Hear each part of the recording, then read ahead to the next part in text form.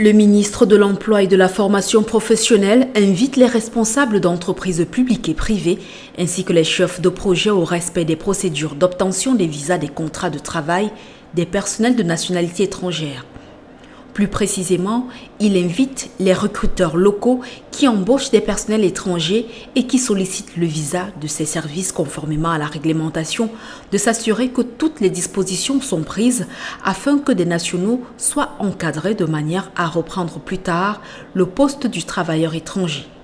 Le membre du gouvernement martèle que, outre les postes stratégiques et la gestion, le ministre chargé des questions d'emploi ne devrait accorder le visa de travail à un travailleur de nationalité étrangère que s'il est prouvé qu'il n'existe pas de Camerounais compétent au poste sollicité ou lorsque l'employeur qui envisage d'embaucher un travailleur de nationalité étrangère prouve qu'il a également embauché un Camerounais qui assiste le travailleur de nationalité étrangère pour les besoins de transfert de compétences et de technologie. Cette sortie d'Issa Thieroma Bakary découle du constat selon lequel les chefs d'entreprise déposent des demandes de visa, des contrats de travail, des personnels de nationalité étrangère sans y annexer un plan de camerounisation des emplois pour lesquels les visas sont sollicités ou un mécanisme de transfert de compétences ou de technologie en faveur des nationaux lorsque la demande porte sur un seul travailleur de nationalité étrangère ou qu'elle concerne un poste stratégique ou de gestion.